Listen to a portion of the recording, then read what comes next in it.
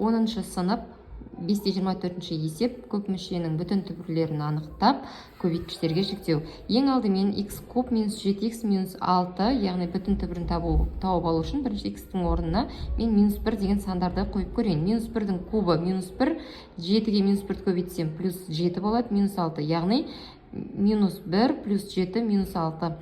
Яғни ол 0-ге тең болады. Бірінші бүтін түбірі x тең минус 1. Яғни минус 1-ді біз x плюс 1 деп аламыз. Көп мүшенің өзін жазып алам. X куб минус 7x минус 6-ны бөлемін x плюс 1-ге. X квадратқа x квадраттан беремін. Сонда x квадрат пен x көбейткен кезде x куб плюс x квадратты 1-ге көбейткен кезде x квадрат шығады. Және енді бір-бірінен азайтып тастаймыз. X куб пен x куб жойылып кетеді. X квадрат минус болып түседі. Яғни жоғарыда x квадрат жоқ, бізде коэффициент 0-ге тең болғандықтан 0-ден x квадратты азайтатын болсақ, минус x квадрат шығады. Және минус 7x минус 6 деп өзін жазып қоямыз. Келесі, енді маған x квадрат минус x квадрат. X-ке минус x көбейтетін болсақ, x квадратты береді. Азайту минус x-ті көбейтемін 1-ге минус x болады. Енді бір-бірінен азайтып тастаймын. X квадрат пен жаңағы минус x квадрат екеуі бірге жойылып кетеді. Минус 7-ден азайтамын минус 1-ді. Сонда ол жерде минус 6-ны береді. Минус 6-ның өзін жазып астына түсіреміз. Енді минус 6x болу үшін мен минус 6-дан берем. Минус 6-ны x-қа көбейтсем минус 6 болады. Минус 6-ны 1-ге көбейтетін болсам минус 6 болады. Бір-бірімен жойылып қалдық 0 болады. Сонда менде бірінші x, мынау x-тің бірінші бүтін түбірі минус 1 болды ғой. X плюс 1 деп жазып аламын. Және де менде шыққан мәнін жазам. X квадрат минус x минус 1 тең 0 деп жазып аламыз да, осы квадрат теңдеуді шешеміз мына жерде. Яғни көбейткіштерге жіктеуіміз керек. X квадрат минус x минус 6-ны 0-ге теңестіріп дискриминант тапқан кезде бірінші түбірі 3, екінші түбірі минус 2 болады. Және оны былай жазамыз. Бізде бірінші түбірі x1-іміз минус 1 болды. X плюс 1 деп жазамыз. Екінші түбіріміз минус 2 мына жерде. X плюс 2 деп жазамыз. Үшінші түбіріміз 3. Яғни x минус 3 деп жазамыз. Яғни біздің x куб минус 7x минус 6 көбейткіштерге жіктеген кезде мынау x плюс 1 плюс x плюс 2 және x минус 3 көп мүшелеріне жіктеледі екен. Ал енді екінші есепте дәл осылай x куб плюс 9x квадрат плюс 10x минус 21. Бұл жерде бүтін түбірін табу үшін 0-ге x-тің орнына қандай мән берген кезде 0-ге теңеседі. Соны жазып аламыз, 0-ге теңеседі. Енді 1-ді беріп көрдік. 1-ді берген кезде x1-дің кубы менде 1 плюс 1-дің кубы 1, 9-ға көбейтсем 9 плюс 11-ді x-тің орнына 1-ді беріп атырмын, 11 болады. Көбейткен кезде минус 21 тең. Енді 1-ге 9-ды қосамын 10, 10-ға 11-ді қосатын болсам 21, 21-ден 21-ді азайтсам 0. Яғни менде x1-ім 1-ге тең екен. Енді бөлемін. X куб плюс 9x квадрат плюс 11x минус 21-ді бұрыштап бөлемін. Мына x тең 1 ғой. Менде x минус 1 деп бірінші жазып аламын. Енді x куб шығу үшін x квадратқа көбейтемін. X квадратқа көбейткен кезде x куб шығады.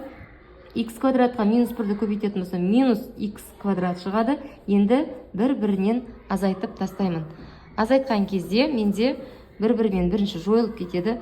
9x квадраттан азайтамын минус x квадрат. Яғни мына минус пен мына минус плюс болып кетеді де 10x квадратты береді. Плюс 11x минус 21 деп жазып қоямын. Енді 10x квадрат шығу үшін мен плюс 10x-ға көбейтемін. 10x пен x көбейтетін болсам 10x квадрат шығады. Және 10x-ға көбейтемін минус 1-ді. Минус 10x болады. Азайтамын. 10x пен 10x жойылып кетеді. 11x-тан азайтамын минус 10-ды. Мына минус пен минус плюс болады да, менде 21x болады. Азайту мына 21-дің өзін жазамын. Енді 21x болу үшін мен плюс 21-ге көбейтемін. 21-ді x-қа көбейтетін болсам, 21x. 21-ді көбейтемін минус 1-ге, минус 21 болады. Сонда қалдық 0. Енді мен жаңағыдай жазып шығам. Бірінші түбірім менде x1, яғни x азайту 1 және x квадрат плюс 10x плюс 21 деп жазам, тең 0-ге теңестірем. Байқасаңыздар, мына жерде де көп мүшеміз екінші дәрежелі, яғни квадрат теңдеу. Квадрат теңдеуді мен тағы да 0-ге теңестіріп шығарамын. Мына жерге шығара берейін.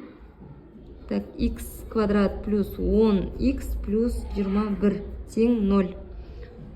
Енді дискриминант шешемін v квадрат, яғни 10-ның квадраты 100 минус 4ac. А 1-ге тең, с 21-ге тең. Сонда 100-ден азайтамын 84-ті, 84-ті. Сонда 6 болады. 9-дан 8 алатын болсақ 16 болады. Енді x1, x2-ні табам. x1 бізде мынау еді ғой. x2, x3 деп жаза салайыншы, тең. Сонда минус 10 плюс минус 16-ның түбір астысы 16-дан 4 шығады, 2a. Сонда тең минус 10 қосу 4. Яғни 10-нан 4 азайтатын болсам, минус 6, минус 6-ны 2-ге бөлетін болсам, минус 3. Одан кейін минус 10 мен минус 4, минус 14-ті береді. Минус 14-ті 2-ге бөлетін болсақ, минус 7 болады. Яғни x2 тең минус 3-ге, x3 тең минус 7-ге. Сонда біз көп мүшелерге жіктеп жазған кезде x минус 1. Мынау бізде түбірлері минус 3 және минус 7 шықты. Минус болған жағда минус 3 және минус 7 шықты. Және мына жерге ол x плюс 3 деп жазамыз. Және x плюс 7 деп жазамыз. Неке көп мүшелерге жіктедік.